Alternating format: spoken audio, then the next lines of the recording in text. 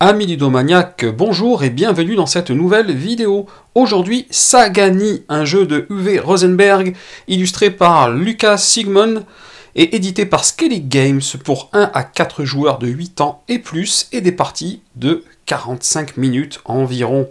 Bienvenue à Sagani, où l'harmonie entre les éléments naturels de la terre, de l'eau, de l'air et du feu est l'objectif central des esprits qui peuplent ce monde. Ces esprits passent la plupart de leur temps dans leurs habitations en forme de vaisseaux, mais lorsque les éléments sont mis en équilibre, ils émergent de leur vaisseau et se montrent dans leur pleine forme. Chaque esprit ainsi révélé vous rapproche de la victoire. Voici le matériel de Sagani, 72 tuiles esprits de la nature, 18 de chaque couleur, par couleur de joueur, 24 disques sonores et un marqueur de score, des disques cacophonie, des jetons points négatifs, un marqueur premier joueur et un plateau de jeu. Pour la mise en place de Sagani, vous allez mettre le plateau au centre de la table, les disques cacophonie ainsi que les jetons de points négatifs à disposition de l'ensemble des joueurs. Vous allez créer 3 piles face cachée avec les tuiles du jeu, la face cachée étant le côté où on voit l'esprit et en haut à gauche le nombre de points qu'il vaut et rien d'autre. Sur la première pile, celle-ci, vous allez prendre 5 tuiles et les mettre en une ligne de tuiles disponibles, face visible, c'est-à-dire les faces avec les flèches de couleur sur les différentes tuiles. Chaque joueur va recevoir tous les disques sonores à sa couleur, ainsi qu'un marqueur score qu'il placera sur le 0 de la piste harmonie sur le plateau de jeu. Un premier joueur va être désigné au hasard, il recevra ce marqueur premier joueur. Ce marqueur ne changera pas de main en cours de partie. Vous êtes fin prêt à jouer à Sagani. Au niveau du tour de jeu, la partie dure jusqu'à ce qu'un joueur atteigne un certain nombre de points selon le nombre de joueurs. Et ça, c'est précisé sur le plateau. C'est ce que vous voyez à ces 3 emplacements blancs là. J'y reviendrai un peu plus tard. On commence par le premier joueur donc, et on tourne en sens horaire. Chaque joueur joue en son tour en entier avant de passer au suivant. À chaque tour, vous choisirez une tuile esprit de la nature et vous la placerez dans votre aire de jeu. Les flèches sur les tuiles placées indiquent l'alignement nécessaire des autres tuiles pour qu'elles correspondent en couleur. Dès que vous avez aligné toutes les flèches sur les tuiles avec les tuiles colorées appropriées, vous serez récompensé par des points. Au niveau de l'anatomie d'une tuile esprit de la nature, chaque tuile est d'une des 4 couleurs correspondant aux 4 éléments. Vous avez en bleu l'eau, en rouge le feu, en blanc l'air et en vert la terre. Chaque tuile a également entre 1 et 4 flèches, c'est ce que vous voyez ici, qui pointent dans différentes directions et qui sont aussi colorées d'une des 4 couleurs d'éléments que je viens de vous citer. Les tuiles ont également une valeur en points qui correspond à leur nombre de flèches, à savoir une flèche 1 point. Vous avez également du 2 flèches 3 points, du 3 flèches 6 points et du 4 flèches 10 points. Les points en question, vous les retrouvez de l'autre côté au verso des tuiles, comme vous le voyez là. Là, vous avez 6 points, vous pouvez être sûr que de l'autre côté, il y aura par exemple 3 flèches. La première chose que vous devrez faire lors de votre tour, c'est de choisir et placer une tuile.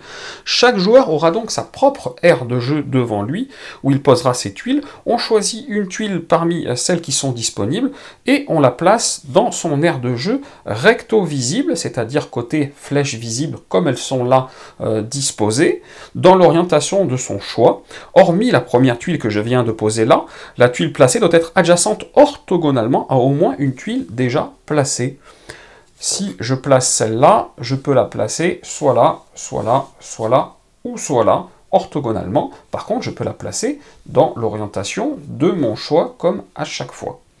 Une fois placée, une tuile ne peut plus être réorientée, déplacée ou retirée. Donc il faut réfléchir au moment de la pause, après c'est terminé. Si, quand c'est à votre tour de jouer, et donc de placer une tuile là dans votre aire de jeu, il ne reste plus qu'une seule tuile dans la ligne, supposément j'en ai placé, on verra après. À ce moment-là, vous aurez le choix entre placer la tuile restante dans votre aire de jeu ou dans un emplacement de stockage. Et là, c'est les emplacements, les 4 emplacements qui sont là au-dessus du plateau de jeu. Si vous choisissez de le placer dans un emplacement de stockage intermédiaire, comme je viens de faire là, vous prendrez à la place de la tuile que vous auriez dû prendre, la première tuile de la pioche que vous devrez impérativement placer dans votre aire de jeu, comme ceci par exemple. Si vous choisissez de prendre la dernière tuile, vous la placez de manière standard. La deuxième chose que vous devez faire après avoir placé votre tuile, c'est d'empiler dessus un nombre de disques sonores de votre réserve personnelle correspondant au nombre de flèches présentes. Donc là, je ne l'ai pas fait au fur et à mesure, mais là, j'ai 4 flèches. Vous les placez au milieu comme ça, sur le vaisseau. Là, j'ai 3 flèches. Là, j'ai 3 flèches. Là, j'en ai 2. Et là, j'en ai 3. Donc ça doit être fait immédiatement après la pose de la tuile. Là, je l'ai fait après coup, mais vous le ferez immédiatement.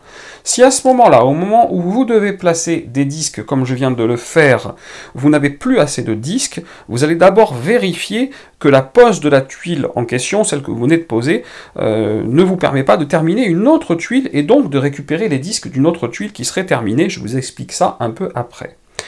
Si malheureusement, vous n'avez toujours pas assez de disques, là, admettons, je n'en ai plus, et je dois poser cette tuile, hein, je dis des bêtises, on va même prendre une verte, tiens, ça sera sympathique.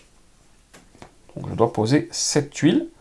Il me faut 4 disques, je n'en ai plus que 2, par exemple. Allez. Donc, si vous n'avez plus assez de disques, vous prenez de la réserve générale un disque cacophonie par disque manquant. Donc là, dans mon exemple, ça serait 2. Et vous posez l'ensemble des disques, comme d'habitude. Là, il m'en fallait 4 en tout. Chaque disque pris, disque cacophonie, vous enlève immédiatement 2 points là sur la piste d'harmonie. Donc, si vous devez tomber à ce moment-là en dessous de 0, malheureusement, vous prenez des jetons points négatifs pour indiquer que vous êtes en dessous de 0. Vous pourrez les rendre quand vous réaugmenterez au niveau de la piste. Les disques cacophonie que vous avez pris, ils seront gardés jusqu'à la fin de la partie. Une fois que vous les avez pris, vous les gardez. Il n'y a pas de limite de réserve de disques cacophonie. Donc si vous veniez à en manquer, vous pouvez les remplacer avec tout substitut de votre choix. Une fois que vous avez donc placé votre tuile, placé vos disques sonores au centre de la tuile, vous allez pouvoir recouvrir les flèches avec les disques sonores. Si une flèche pointe vers une tuile correspondant à sa couleur, dans toutes les directions, cette fois orthogonale ou diagonale, on déplace un disque du centre de la tuile sur la flèche. Dans cet exemple-là, je serai comme ça, je serai comme ça, là ça serait bon, là ça serait bon, lui il est bon, lui il est bon, ça c'est bon, par exemple. Donc ça c'est pareil, je l'ai fait tout d'un coup, mais vous le faites au fur et à mesure, bien entendu. La distance n'a pas d'importance, là tout était adjacent, mais plus tard, si je suis dans ce cas de figure par exemple, ici, j'ai bien un blanc qui pointe jusque là, donc automatiquement, ça viendra se mettre ici. La distance n'a pas d'importance, il peut y avoir, comme vous le voyez là, des tuiles entre les deux, c'est pas gênant. Il peut y avoir également, si on avait été comme ça, un trou entre les deux, c'est pas gênant. Du moment que ça pointe dans la bonne direction, automatiquement, on déplace le disque sur la flèche pour dire que c'est tout bon. Cette étape-là, ce que je viens de vous faire voir, de prendre des disques et de les poser sur les flèches qui pointent vers les mêmes couleurs dans la bonne direction, on le fait là après avoir posé la tuile, mais on peut vérifier cela à tout moment durant la partie, même en dehors de son tour, pour corriger un oubli éventuel. Enfin, si vous déplacez, comme j'ai fait ici, le dernier disque, eh bien, vous allez gagner des points. Quand la dernière flèche d'une tuile est recouverte par un disque, l'ensemble des disques reviennent dans votre réserve personnelle. Hop, les voilà. Incluant donc les disques cacophonie, si je finis cette tuile-là, tous les disques, incluant les disques cacophonie, vont revenir dans ma réserve personnelle. Et on retourne la tuile. Voilà qui est fait. On marque les points indiqués. Donc dans ce cas de figure, je marque 3 points ici sur la piste harmonie. C'est un joli nom d'ailleurs, hein, c'est la piste de score, mais bon, vous l'avez compris, ça s'appelle la piste harmonie. Si jamais vous arrivez sur une case déjà occupée, vous vous placez au-dessus du joueur présent. Donc si dans ce cas de figure, le joueur blanc avait déjà été là quand je marque mes 3 points, je me place tout simplement au-dessus du joueur blanc. Les tuiles ainsi terminées comptent au passage pour les autres tuiles. Là, en réalité, j'aurais dû avoir 4 ici et 4 là, et là, j'ai bien du blanc qui compte dans tous les cas. Si je viens de poser cette tuile, même si elle est terminée, le blanc compte bien. Donc vous prenez une tuile, vous la posez, vous mettez des disques dessus, vous déplacez les disques sur les flèches de couleur qui correspondent. Là déjà, vous êtes pas mal. Si jamais ça vous fait finir une tuile, vous récupérez les disques et vous la retournez et vous marquez les points. Vous arrivez à la fin de votre tour, vous allez regarder s'il reste encore des tuiles disponibles ou pas. S'il reste des tuiles disponibles, ça passe au joueur suivant, il n'y a pas de souci. S'il ne reste plus de tuiles disponibles, ce qui est le cas ici, vous allez d'abord devoir vérifier s'il y a un interlude. Vous allez regarder combien il y a de tuiles dans le stockage intermédiaire là-haut, le stockage à 4 places qu'il y a là-haut. S'il y en a 4, un interlude est déclenché. Donc je vais tricher, je vais mettre 4 tuiles là-haut.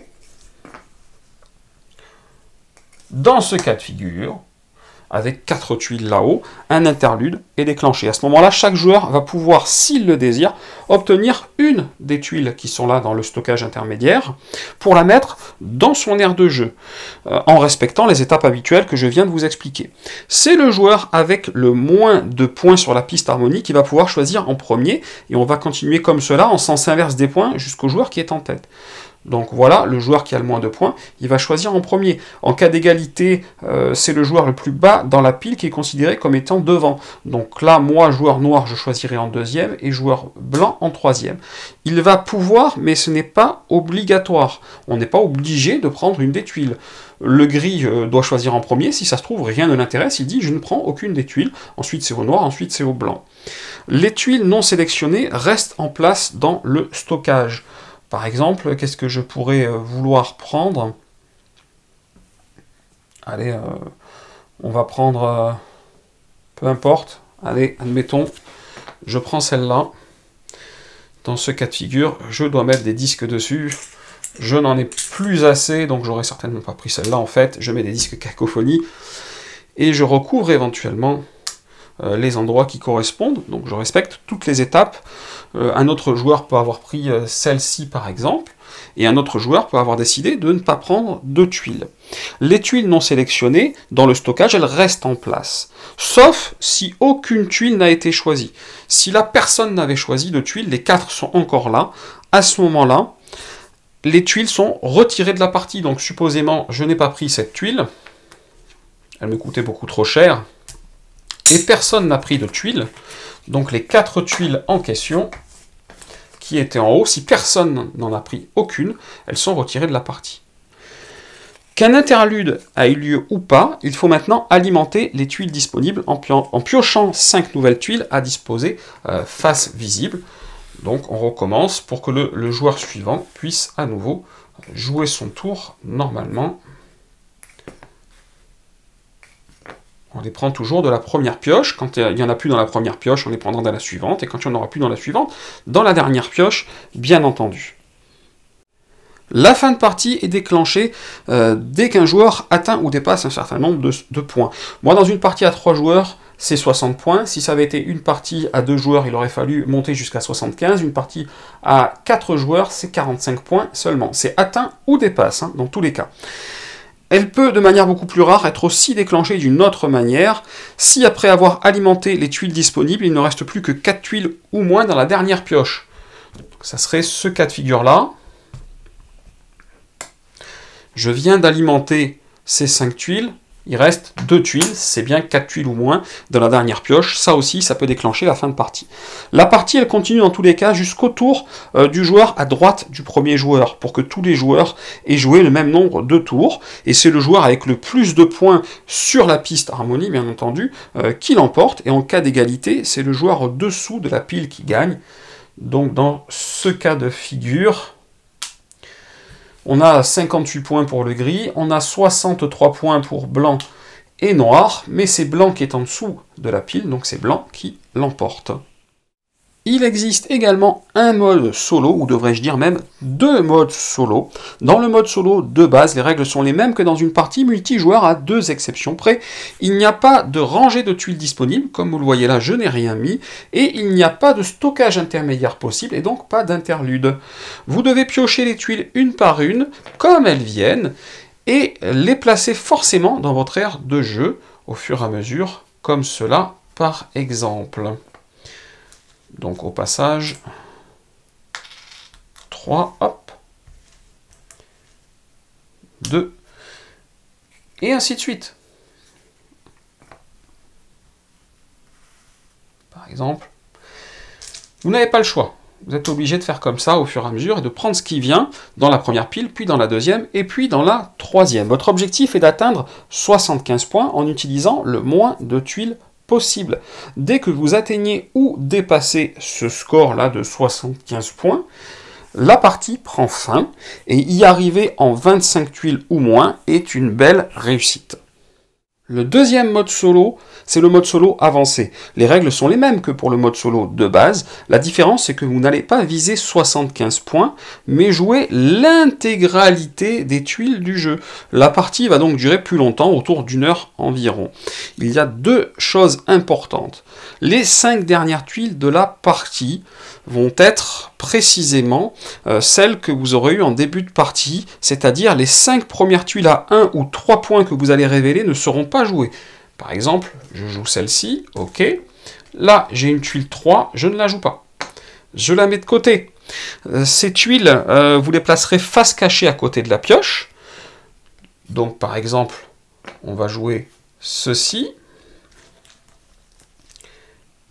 Et ainsi de suite. Bon, j'ai que du 10 points, donc j'ai pas de chance dans mon exemple. Ça, on va probablement le mettre là. Ça, on va pourquoi pas le mettre là. Et en voilà une autre à 3 points. Pour étayer un peu mon exemple. Hop, en voilà une autre à 1 point. Hop, et ainsi de suite.